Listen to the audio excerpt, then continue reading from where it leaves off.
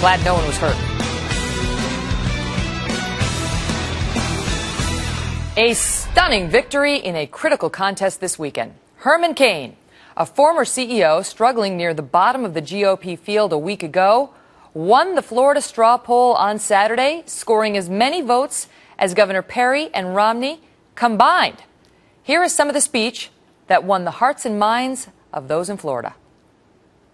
One of the reasons we're still the best nation in the world, despite our challenges, despite these challenges, the fact that the founding fathers, they did get it right. They got the vision right. We've had to live up to that vision over the years. They got it right when they said we hold these truths to be self-evident, that all men and women are created equal, that they are endowed by their creator, not a man, not a commission, by their creator, with certain unalienable rights. That among these are life, liberty, and the pursuit of happiness. That's a great part of the Declaration. But the next section is even greater, because it says, if you keep reading, when any form of government becomes destructive of those ideals, it is the right of the people to alter or abolish it. We've got some altering and abolishing to do. Our job, alter and abolish. Herman Cain taking the top spot in the Florida Republican straw poll. Look at this, blowing away his closest competitor, Rick Perry, with 37% of the vote. Perry weighing in at 15.4%, and Mitt Romney third at 14%, although he did not participate down there. Mr. Cain saying this speaks volumes about his performance. He joins me now live. Herman Cain, former CEO of Godfather's Pizza. Mr. Cain, congratulations to you. You must be feeling pretty good today.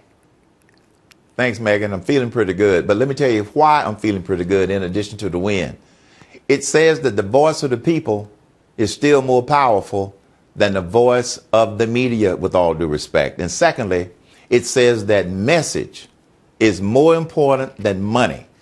The other two competitors, they spend a considerable amount of money to try to influence the outcome of this Florida straw poll.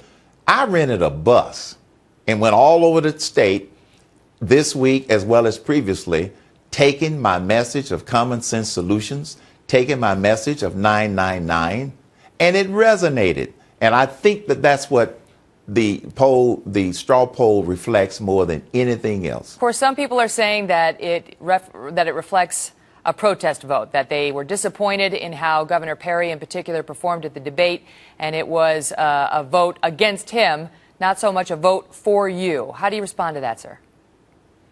Well, some people are still in denial, Megan, but as you know, some people get in denial about stuff. People who have been a part of the, quote, political establishment, they are still in denial that this long shot has a shot. The American people are showing little by little by little that they're not going to be influenced by the flavor of the week. They're not going to be influenced by all of the hype. So people can call it a protest vote all they want to. I don't see it as a protest vote. If it had been a protest vote, wouldn't you think that the margin of victory would have been a little smaller than it was? No, not that many people would have done a protest vote. So I think that that's just their way of trying to spin it because they didn't win it. So it really doesn't bother us. We are going to build upon that from this point going forward. What did you think of Governor Perry's performance the other night?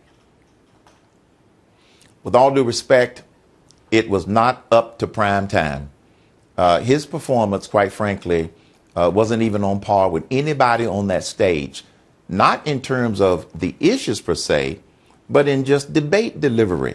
First of all, I happen to think that that format worked well. I believe that Fox News did a good job, and I'm not just saying this because you were one of the moderators, that you did a good job of trying to give everybody an equal opportunity to be able to express some of their views. But quite frankly, his answers were not crisp. They were not succinct. And I think one of the biggest disappointments was when Brett Baer asked him, well, what is your economic growth plan? He didn't have one.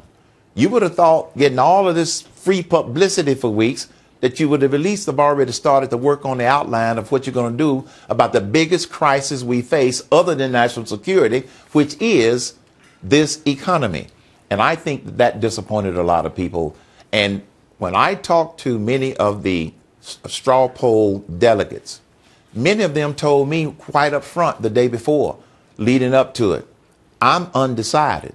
So I'm not going to make up my mind until after Saturday. And I was able to deliver my message on Saturday, and I think that changed a lot of votes. Let me ask you this question, because I think you, in particular, I'll return the compliment. I think you did a good job of actually answering the questions asked. And, you know, frankly, not all the candidates did that. And I think that's a service to the viewers, that you stayed, you listened, and then you were brave enough to actually answer the questions that were asked of you. It's so novel. But not necessarily this one. So I wanted to follow up on this one, sir. And it was Chris Wallace's question to you about your 999 plan. For people who don't know it, that would be we get rid of the current tax code and we replace it with a 9% corporate tax, 9% income tax, 9% national sales tax. Makes April 15th or whatever date it's going to be nice and easy on people. So he asked you, that sounds good, but what happens if some future president, after Mr. Cain comes along and decides to hike those taxes? Because most people who support doing something like this also support getting rid of the income tax, repealing the income tax. You're not saying repeal it. You're saying leave it in place. So what's to prevent another president after you from coming along and now hiking 3 taxes on us?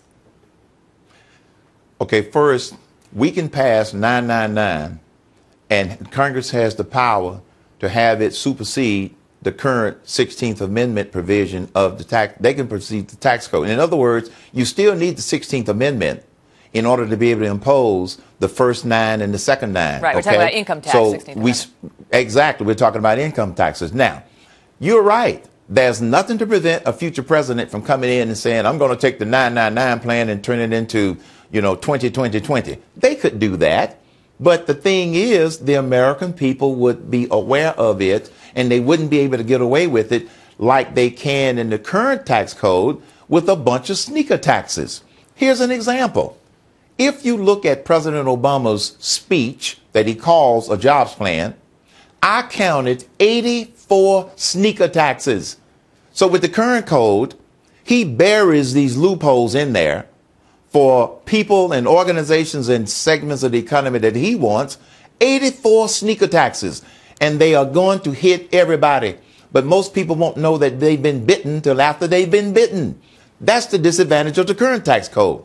You're going to tell me I'm going to worry about a code where you got 3 rates and you don't have any loopholes for anybody? So if they start trying to put in loopholes, the American people will be able to speak up. They start trying to change the 999, the American people will be able to speak up. Why? It's called visibility. So no, there's no absolute that somebody may not come back and try to raise the rates. The American people can hold Congress's feet to the fire, not to raise taxes, arbitrarily or in a discretionary manner. And I want to ask you, you gave an interesting interview, sir, talking about President Obama and his most recent tax, his jobs plan, which includes $1.5 trillion worth of tax hikes, in particular on the so-called rich. And in response to an interviewer, you actually referred to a soundbite of Mr. Obama saying he's a liar. That was your word. In 3 minutes, I'm going to ask you about that. I'm going to play the soundbite and ask you about it and ask you what's next for your campaign and where you go from here. Thank you so much. We're back with Mr. Cain 3 minutes away. Stay with us.